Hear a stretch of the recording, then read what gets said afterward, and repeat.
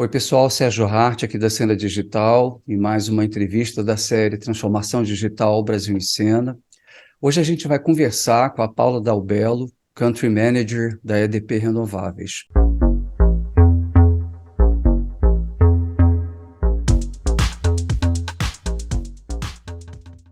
E se você ainda não assinou o canal, por favor, considere dar o seu like, aperta aqui o sino para que você possa acompanhar todas as discussões que a gente tiver com os líderes da transformação digital no Brasil. Presente no mercado desde 2009, a EDP Renováveis continua a consolidar o seu crescimento e a posicionar-se como uma das empresas líderes na produção de energia limpa.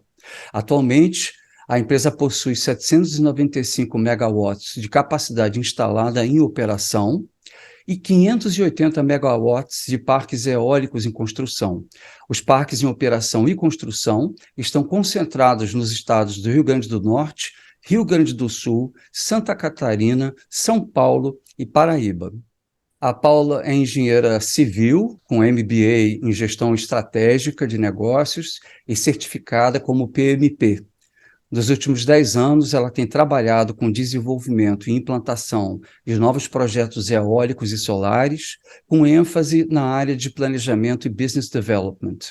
Ela teve à frente de áreas como de desenvolvimento, meio ambiente, regulatório, energia, fundiário, CAPEX, engenharia e M&As. Além disso, a Paula foi professora de energia eólica na pós-graduação de energias renováveis da PUC Paraná.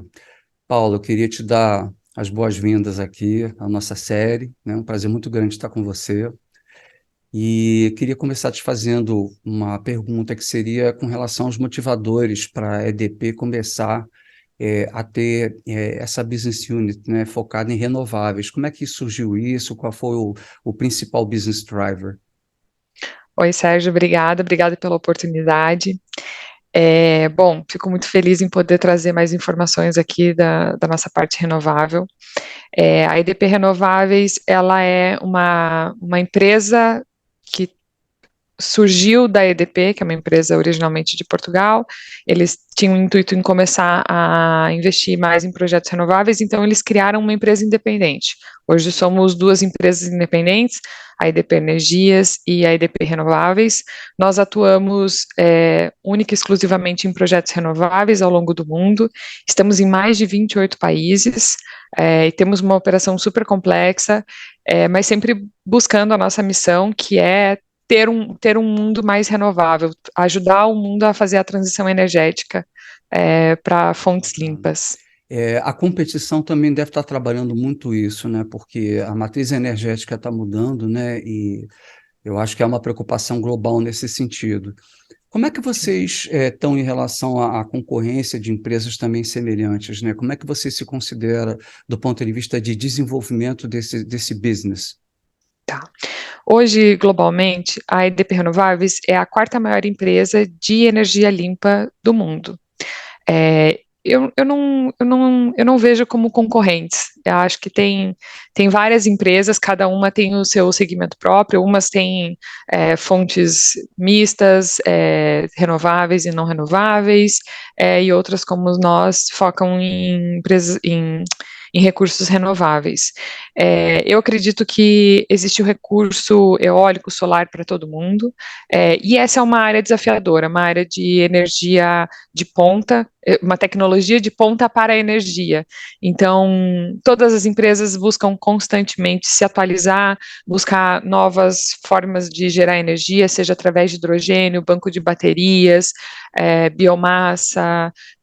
Então, tem uma gama tão ampla que acaba que não somos concorrentes, somos colegas do mesmo mercado de trabalho. Mas nós, como renováveis, a gente tem um plano de trabalho super ambicioso. Nós temos uma meta aí até 2025 bem significativa, e para isso a gente com certeza cria uma estrutura, tem uma equipe por trás que nos ajuda a atingir esse objetivo maior. Como é que vocês estão estruturados, né, do ponto de vista de tecnologias renováveis? É tudo eólica? Tem alguma parte solar? Como é que vocês estão? Hoje temos projetos eólicos, solares e alguma coisa já em hidrogênio. Nosso carro-chefe, sim, são projetos eólicos e solares ao longo do mundo todo, tá? Nós temos projetos nos Estados Unidos, na Europa, na Ásia. Como comentei, nós estamos em 28 países, e em cada país a gente tenta sempre extrair o melhor recurso, seja vento, seja sol. Nós temos também um braço, uma outra empresa também do grupo, que chama Ocean Winds, que ela é focada em projetos offshore, ou seja, projetos eólicos e solares que ficam no mar, né, fora do continente. Mas basicamente aqui no Brasil temos projetos eólicos e solares. Hoje nós estamos em 4 estados, então temos já projetos em operação no Rio Grande do Sul, em São Paulo, Santa Catarina e Rio Grande do Norte. Mas, fora esses estados em operação, nós temos mais 15 estados onde nós estamos prospectando projetos para o futuro, também sempre nessa linha, eólicos, solares, e subsidiando algumas outras tecnologias do grupo. Essa transição energética ela vai demorar um pouco, né? Isso não é uma coisa de uma hora para outra, não, né? Qual é a tua estimativa, assim, se você pudesse dar? Que eu ouvi aí ao longo dos últimos anos desse mercado de renováveis? Eu comecei a trabalhar com renováveis é, por uma casualidade do mercado de trabalho e me apaixonei. Há 15 anos atrás, ninguém sabia o que eram projetos renováveis, ou era muito pouco, era como se fosse uma startup. E quando eu entrei ali já há 13, 14 anos atrás, eu me apaixonei porque era um mercado de trabalho onde eu podia conciliar o meu trabalho, né, o que eu gosto de fazer, a minha colaboração, com alguma coisa que seria promissora para o futuro. E o que eu tenho visto ao longo dos últimos anos é que cada vez mais as pessoas, as empresas, têm se preocupado com a questão ambiental, com a questão ESG, no legado que eles estão deixando, no tipo de fornecedores com quem eles estão trabalhando. E a energia, ela é engraçada porque quando você olha a curva ABC de muitas fábricas, indústrias, normalmente eles são um dos principais insumos, ou é um insumo que custa muito caro, mas ela é quase que transparente, você não vê energia, você só pluga o seu equipamento na parede e tem energia. Você só sente falta quando acaba a energia, que você fica sem um elevador para descer, ou você não consegue recarregar seu celular. Mas, globalmente, muitas empresas hoje estão procurando fontes renováveis para abastecer sua cadeia de produção, em busca de uma transição energética para elas também. Então, nós somos a matéria-prima, nós somos a energia renovável, nós somos uma energia 100% renovável. Mas se você olha uma indústria de ferro, ela também está procurando fontes renováveis de energia para abastecer a sua cadeia e poder entregar um produto diferenciado no mercado, como um ferro verde.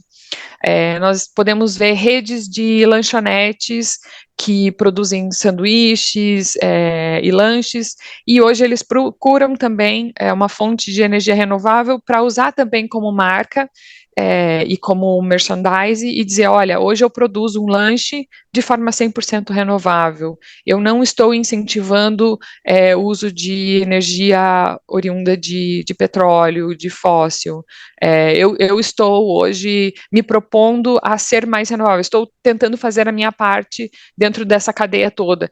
Antigamente falava muito em reciclagem, acho que era um único ponto que era mais palpável para nós consumidores, né? Era reciclar. Então, eu sou o fornecedor, no mesmo caso, da lanchonete. Então, eu estou te fornecendo aqui um lanche com uma embalagem reciclável. Hoje ele apresenta que ele tem uma embalagem reciclável, mas ele também fez toda a cadeia, todo o processo de produção dele através de uma energia limpa. E acho que essa é a transição energética que muitas empresas estão procurando. Então, isso é uma coisa que vai levar tempo, porque você tem o nível B2C e o nível B2B, né? Talvez as Sim. empresas sejam as primeiras que façam isso e depois os consumidores, né? Que é uma coisa mais complexa de você mudar as redes elétricas, né? Todo esse sistema elétrico atual para sistema de energias alternativas, né? Eu acho que esse vai ser o grande desafio que a gente tem. Como é que vocês... eu entendo que a EDP Renováveis ela já é fruto de uma transformação digital e energética. A minha pergunta para você seria do ponto de vista de estruturação, como é que vocês estão estruturados hoje, né, para seguir adiante nesse trabalho, tanto do ponto de vista, inclusive, organizacional ou estratégico. Se você puder falar um pouco para a gente também de que tipo de tecnologias estão por trás disso. Por exemplo, eu entrevistei outro dia a Unicoba, né, que faz baterias, e essas baterias estão totalmente ligadas ao aspecto do armazenamento da energia que é gerada por vocês, né? Uhum. Então, qual é o grau de verticalização também, né? Como é que vocês se posicionam em relação a isso? Hoje nós desenvolvemos, construímos e operamos os projetos renováveis, ou seja, nós vamos desde uma fase embrionária, onde nós prospectamos um terreno, uma área onde a gente acredita que tem um potencial eólico ou solar. Nós medimos esse sol e esse vento por um tempo, em se confirmando que existe um recurso, que o recurso é adequado para a construção de um projeto. Nós estruturamos um business case aqui dentro, aprovamos o investimento, iniciamos a construção, usamos parceiros locais para fazer toda a parte de construção, e posteriormente continuamos operando os parques. Então, a gente faz o ciclo completo, desde do zero até a operação. Isso é importante para nós porque isso reabastece o nosso processo e a gente consegue melhorar a cada novo ciclo. Tem mais alguma? Como é que vocês estão estruturados, né, para fazer esse trabalho no Brasil? Ah, tá bom, ok. Bom, somos uma empresa global, então sempre que a gente pensa na nossa estrutura, a gente acaba pensando de uma forma global, até do ponto de vista de tecnologia. Esses equipamentos que a gente utiliza, os painéis, inversores, os aerogeradores, são todos equipamentos de ponta, eles possuem uma tecnologia agregada muito grande neles. Então, hoje no Brasil, nós temos um centro de operação que gerencia todos os projetos que estão em operação. E a nossa matriz fica em Madrid. Então, todo o nosso reporte acaba indo para a Espanha, mas a nossa operação local, ele é administrada por um centro de operações aqui no Brasil, que tem como backup outros 2 centros de operação nos Estados Unidos e na Europa. Entendi. E essas informações fluem dos equipamentos para o centro de operação através de tecnologias várias? Tudo de forma tecnológica, tudo de forma tecnológica. Hoje em dia a Entendi. gente precisa da linha de comunicação, porque é automático e é 24 horas esse envio de informações. Então, todos os nossos parques eólicos e solares, eles estão online 7 por 24 horas e fazem uma comunicação direta com o nosso centro de operações. Então, por exemplo, temos o nosso parque eólico, 2 horas da manhã, eu tive uma rajada de vento e eu tive alguma notificação no aerogerador. Esse aerogerador, então, ele já está parametrizado, ele tem uma série de avisos que ele pode emitir, ele emite um aviso, a nossa central recebe esse aviso, entende o que é, se é talvez um reboot de sistema que você pode fazer de uma forma remota, ou se precisa de algum apoio local. Só para você ter uma ideia, durante a construção de um parque eólico, tem média 500, 600 pessoas, variando do tamanho da construção. Depois, quando entra na fase de operação, essa é uma tecnologia que ela não requer toda essa estrutura de pessoas, apesar de ser um parque grande, estruturas enormes, a operação ela acaba sendo muito simples, justamente pela tecnologia que está agregada nesse produto. Essa máquina ela é inteligente, ela consegue mandar os sinais de quais são as falhas que ela tá acontecendo, e o centro de operações consegue muitas vezes fazer a corretiva, seja de uma forma remota ou eventualmente mandando um técnico no local. Vocês já chegam a fazer preventiva também? Vocês conseguem e preditiva, ou seja, tem alguma inteligência também que consegue prever que pode acontecer alguma coisa em função da mudança do tempo? Sim, sim. Hoje nós temos várias camadas de controle dos nossos ativos operacionais. Como a gente trabalha com despacho em tempo real, as nossas plataformas, nós estamos monitorando 24 horas os nossos ativos. Então, muitas vezes, a gente consegue fazer duas coisas do ponto de vista de tecnologia com relação às manutenções. A primeira delas é prever quais são os tipos de sinais ou de falhas que estão acontecendo dentro do nosso complexo ou dentro dessas máquinas, para poder fazer uma manutenção mais assertiva. E segundo olhar o meio ambiente onde essa turbina está inserida, olhar qual é a época que ele está qual é a época do ano em que nós estamos, se é uma época de safra de vento ou não, se temos muita demanda diurna ou noturna, para então fazer uma programação de manutenção. Nós temos um sistema de forecast, que ele também nos ajuda de 7 a 14 dias, ele dá uma previsão mais precisa de vento. Então, por exemplo, eu sei que eu tenho, essa máquina, ela está constantemente apresentando uma falha, e eu tenho que ir lá e trocar um equipamento. Então, eu consigo ir acompanhando pelo forecast que nós estamos estudando, qual que é a próxima janela de não vento ou não sol, para que eu consiga fazer uma manutenção e ter o mínimo impacto possível dentro da produção de geração de energia. Interessante, muito bacana isso. A gente estava conversando, inclusive, na nossa prévia, né, sobre aquela empresa que com inteligência artificial, né, com internet das coisas, ela consegue... Fala um pouco para a gente como é que é isso aí de você consertar o ângulo. Sim, a gente conversou um pouquinho sobre a tecnologia dos aerogeradores. O que acontece hoje é que os parques eólicos, eles possuem sempre uma torre de referência, uma torre mais simples, é uma torre fininha, muito parecida com essas torres de telecomunicações. Ela fica na frente do parque eólico e ela fica recebendo informações. Então, por exemplo, se vem uma rajada de vento, se vem uma alteração da direção do vento, porque por mais que o vento predominante seja sempre em uma orientação, é muito comum o vento acabar vindo de outras direções também. E o que acontece é que a máquina, o aerogerador, ele é uma máquina super inteligente e ele precisa se adequar para tirar o melhor proveito desse recurso. Então, quando essa torre de referência, ela recebe a informação de uma rajada de vento, ela recebe a informação, ou ela já percebe a informação de uma alteração na direção do vento, ela manda o sinal e o aerogerador, ele automaticamente, ele já se reposiciona de forma a otimizar a geração com esse recurso. Isso é uma forma também de sermos renováveis, porque a gente faz a melhor extração desse recurso renovável que é o vento, que é o sol e tudo mais. Os Super. painéis solares, eles também possuem um sensor que ele lidera o tracker. Então, o tracker é uma estrutura de aço onde os painéis são depositados, como se fosse o estrado que nós temos na cama, coloca o colchãozinho em cima. Então, o tracker, ele é esse estrado, e ele é automatizado. Então, ele é ligado a um equipamento que ele vê a orientação do sol, e ao longo do dia o tracker vai se movimentando para que o painel receba a melhor incidência possível de sol, de radiação, e tire o melhor proveito desse recurso.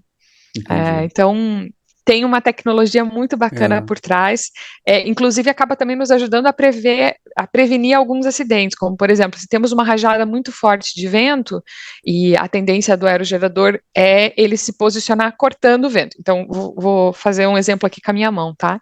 Então, o vento está vindo nessa direção, para que eu não tenha nenhum acidente e o vento empurre meu aerogerador para trás, quando eu estou vendo que tem uma rajada de vento, quando essa torre de referência manda o sinal, o aerogerador, ele se posiciona de forma a cortar o vento e ter o menor impacto possível. Isso ajuda muito na prevenção de acidentes, de grandes interessante acidentes. isso. O que você poderia compartilhar com a gente de resultados que vocês já obtiveram aqui no Brasil? Tá. Hoje nós estamos com quase 1,3 gigas em projetos eólicos e solares em operação. Temos 204 megas de uma planta solar aqui em São Paulo, chama Pereira Barreto. Temos mais 591 megas em parques eólicos em operação, como eu te falei, no Rio Grande do Sul e no Rio Grande do Norte, e estamos entrando em operação agora com mais 580 megas também no estado do Rio Grande do Norte. Então, a nossa operação hoje como um todo, ela está em 1,3 gigas, e agora em 2023 estamos iniciando a construção de mais 2 projetos solares e mais um projeto eólico. Então, a nossa operação deve crescer bastante, aí a gente deve atingir quase os 2 gigas ao final do ano. Quase que 100%, então, que vocês estão crescendo. Sim, nós temos uma missão bem Ambiciosa. agressiva. Exatamente. A nossa missão é bem ambiciosa. Até 2025, o grupo como um todo vai crescer 20 gigas em energia, tá? Isso falando Estados Unidos, Europa, Ásia, todo mundo. E boa parte dessa meta a gente já atingiu. 55% de todos esses megas já estão em construção ou já estão em operação. Interessante. O que você considera os maiores desafios aqui no Brasil? A EDP está aqui no Brasil desde 2009. Ou seja, nós já passamos por muitas coisas aqui no Brasil. Nós acreditamos que o Brasil ele é um país muito bom e muito propício para energias renováveis. Acredito que os principais desafios são desafios comuns em todas as regiões, tá? São desafios regulatórios, são desafios de estruturação financeira. Passamos os últimos anos aí com a pandemia, passamos também com guerras em outros países que acabaram impactando o preço das commodities, e isso acaba nos influenciando também. Do ponto de vista de regulação, o Brasil ele está crescendo e ele vem crescendo nos últimos anos. Ele tem uma política própria de regulamentação. Então, a ANEEL, o Ministério de Minas e Energia, a EPE, são órgãos nos quais a gente confia e entende que eles estão conduzindo o Brasil para uma transição energética, uma abertura de mercado. Isso para nós nos conforta. O Brasil tem uma questão de transmissão, que não é só no Brasil, acontece em outros países também. Então, nos últimos anos, a gente teve um gargalo aí de oferta de projetos e baixa ou a nossa estrutura de transmissão não estava adequada, e estamos acompanhando aí nos últimos anos uma discussão muito importante com o EPE, com o Ministério, de forma a aumentar essas linhas, aumentar essa estrutura e fazer o intercâmbio. Só trazendo um pouquinho mais de tato para as pessoas que estão ouvindo, porque nem sempre as pessoas são desse setor. Os melhores recursos de sol e de vento hoje estão no norte e no nordeste do Brasil. Mas a nossa maior fonte de consumo de energia está no sudeste e no sul. Então, o que acontece? A gente tem que fazer esse caminho de levar Não energia de um adianta lugar para o produzir outro. se você não consegue transmitir, né? Se você está longe de quem está consumindo, você gasta muito no frete, vamos dizer assim. O frete é a Exatamente. transmissão. Então, tem duas grandes coisas que estão acontecendo hoje no Brasil e que são desafios, mas que nós estamos junto com a regulação para enfrentar esses desafios. Um é aumentar essa malha de linhas de transmissão para conectar o Nordeste com o Sudeste, de uma forma simplista. E outra é incentivar os projetos para que eles vão também para outras regiões, porque apesar de os melhores ventos estarem no Nordeste, existem ótimos ventos também no Sul. E onde tem também uma carga significativa de consumo. Então, existe uma forma mais inteligente, assim como as máquinas são inteligentes, existe uma forma inteligente da gente usar essa distribuição geográfica no Brasil, incentivar projetos para que eles saiam das regiões que costumeiramente estavam sendo construídos e vão para as regiões onde tem carga. Então, incentivar projetos no estado de São Paulo, Paraná, enfim, Mato Grosso, todos esses estados onde originalmente não estavam sendo construídos projetos renováveis, é uma forma muito inteligente da gente utilizar os recursos, sejam as linhas de transmissão, sejam o recurso eólico e solar, hidráulico. Paula, super obrigado aqui pelo teu depoimento. Estive aqui conversando com a Paula Dalbello, Country Manager da EDP Renováveis, e gostaria também de reforçar, né, se você ainda não assinou o canal, por favor, considera, dá o seu like aqui, para que você possa acompanhar discussões como essa, né, que eu tive com a Paula, e gostaria de agradecer também a você que nos assistiu. Paula, mais uma vez, muito obrigado, sucesso aí para vocês, e Obrigada pela oportunidade. até a nossa próxima entrevista aí.